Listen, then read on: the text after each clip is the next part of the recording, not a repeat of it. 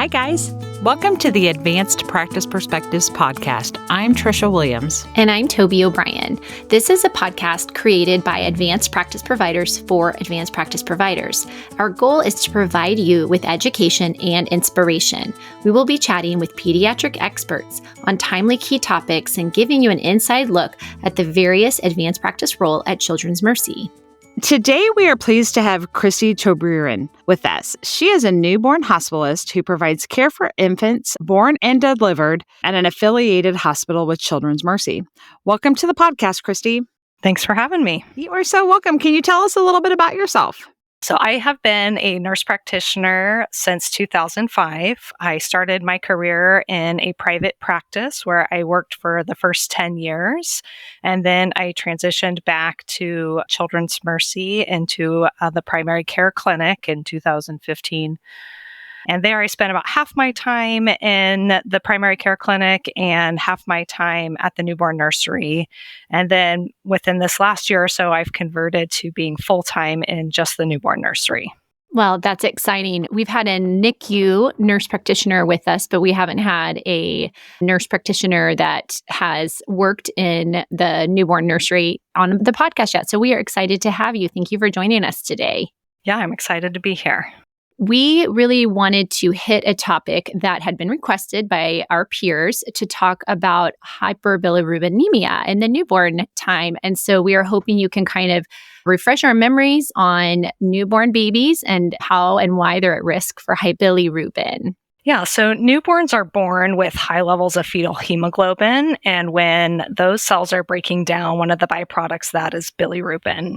And so that's what puts newborns at increased risk of developing jaundice in the first few weeks of life.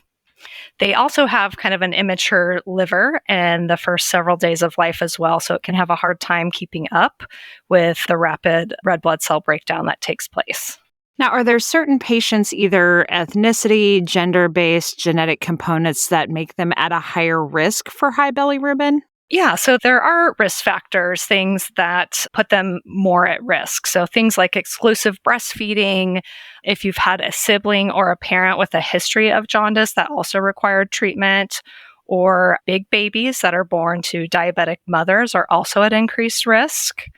Additionally, there's neurotoxicity risk factors, which are a little bit different than just the regular hyperbilirubinemia risk factors.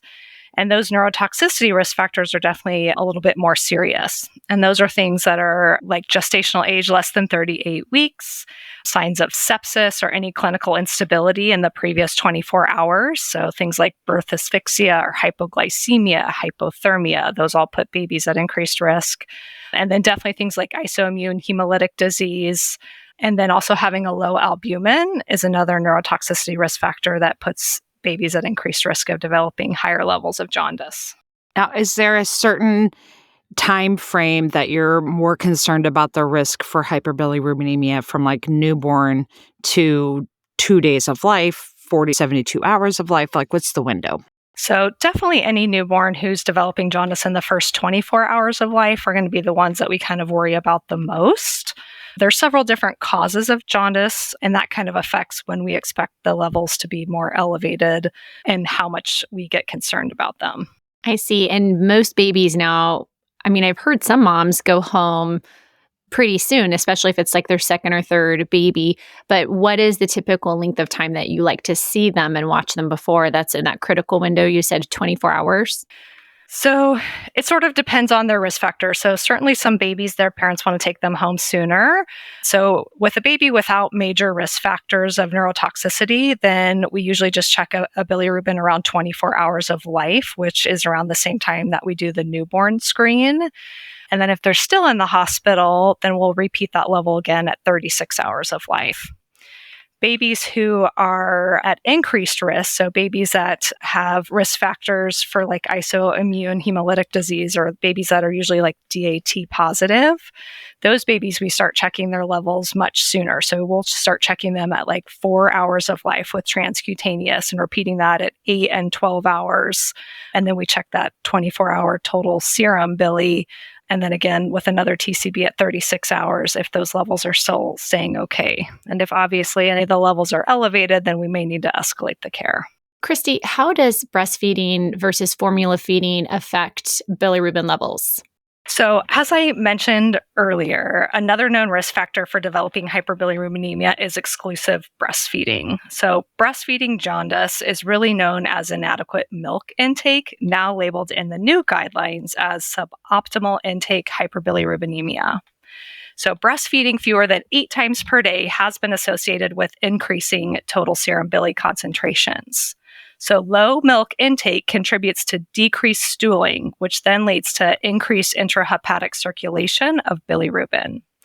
This same phenomenon can happen to formula fed babies as well, which is why the new guidelines have changed it from just breastfeeding jaundice to suboptimal intake hyperbilirubinemia, because this is not only just associated with just breastfeeding.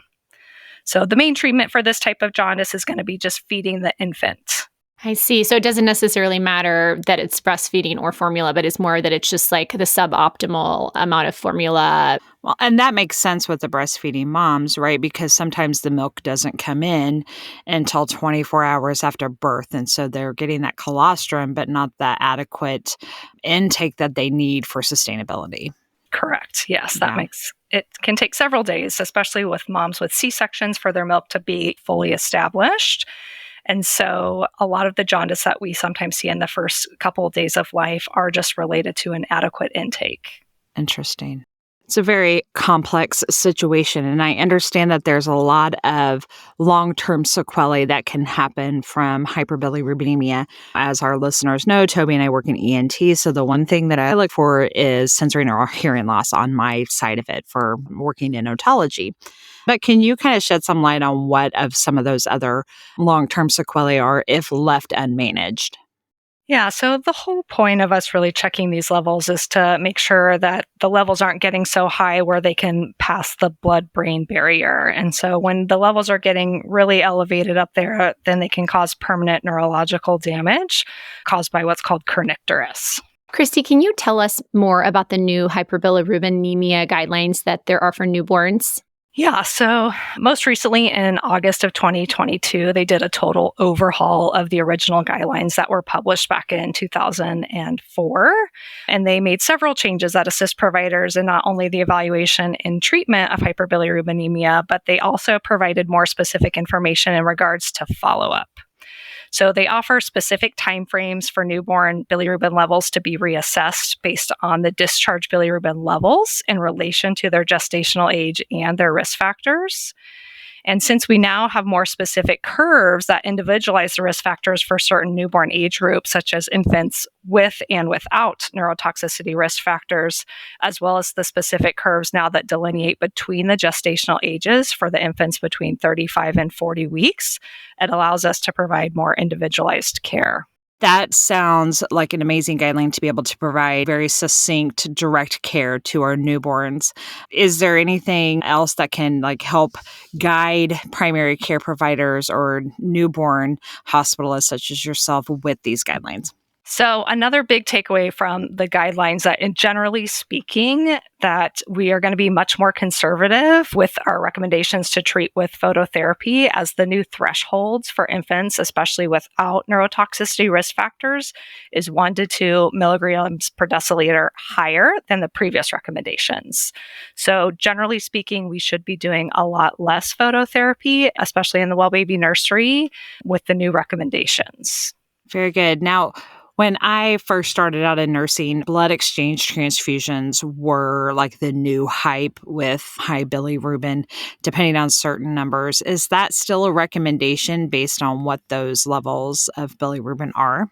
Yeah, so that is actually something that is new to the guidelines, is this kind of escalation of care that is recommending when you get within 2 milligrams per deciliter below the exchange transfusion threshold.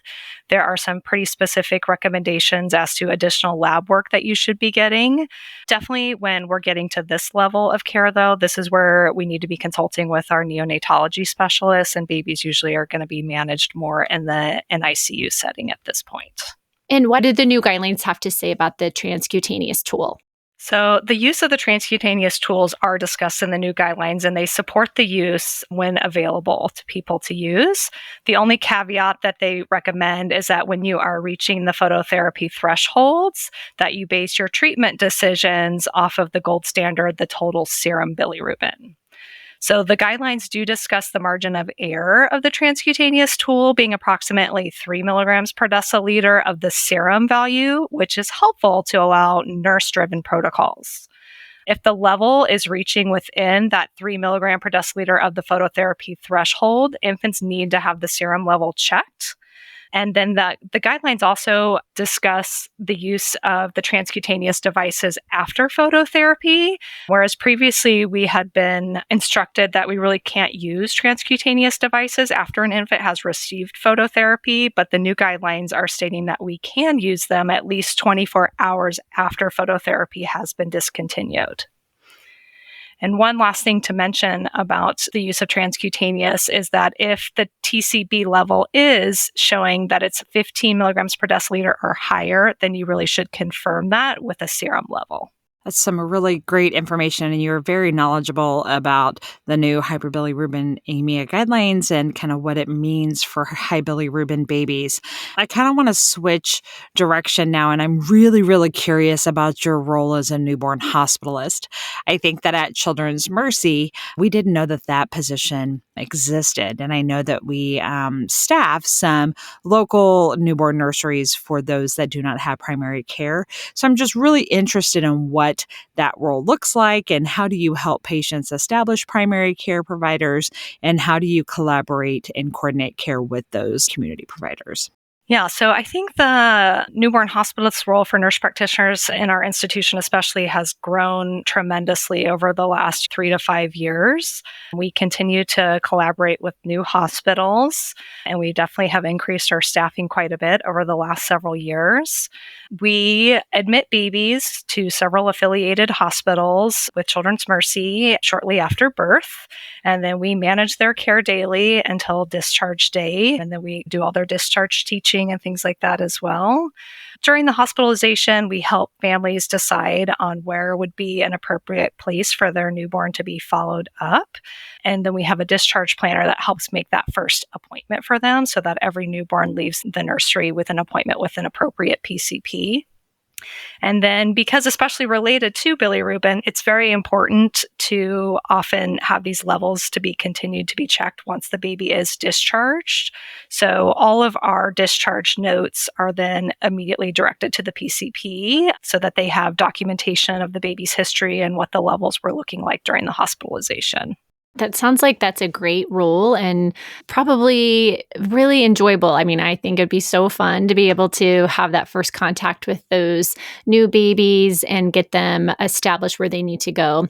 So I'm so glad to hear that we have this role. And do you know how many of you guys there are?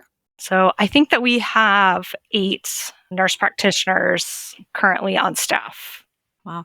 That's amazing, because then, in that newborn period, it's so critical to catch those congenital heart defects that aren't caught during intrauterine ultrasounds and all of those different types of diagnoses that could present themselves. And so to have that expertise from hospitalists, newborn nursery hospitalists from Children's Mercy is a huge contribution to our community. So I'm very proud to be a part of Children's Mercy with that work. So you guys are doing amazing things.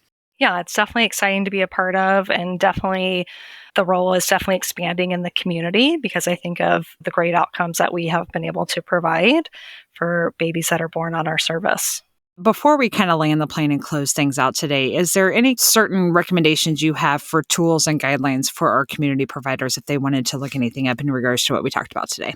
Yeah, I mean, I think that, definitely reviewing the new guidelines is going to be super important. There are several key action statements that we all need to be aware of. Definitely all babies need to be having a bilirubin checked within the first 24 to 48 hours of life.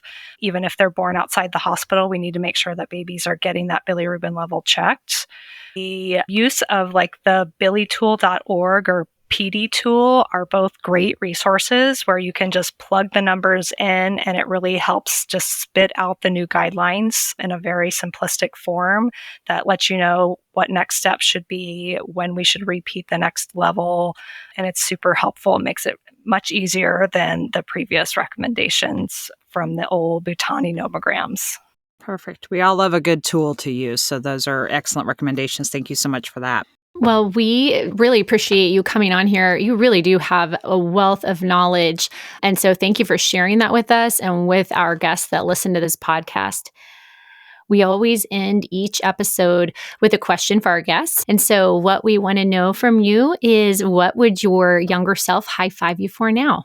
Yeah, so I think it's doing things like this is definitely something that I'm proud of. So one of the reasons that I came back to, academic medicine at Children's Mercy was to have more opportunities to do education and research, and having that APRN3 role that really motivates you and kind of pushes you outside your clinical box to do things that may not be in your comfort zone initially. I have just really enjoyed these different opportunities to participate in research and QI and education. We are so glad that you love those opportunities, because sharing your knowledge with our community in regards to these new guidelines and stuff is extremely important and motivating for all of us. Yeah. And Cristy, thanks again so much for coming on the podcast. We really do appreciate all of your time that you spent with us today. Thanks for having me, guys. It's been fun. Yeah, it's been great. Thanks, Cristy. If you have a topic that you would like to hear about, or you're interested in being a guest, you can email us at tdobrien@cmh.edu or twilliams@cmh.edu. Once again, thanks so much for listening to the Advanced Practice Perspectives podcast.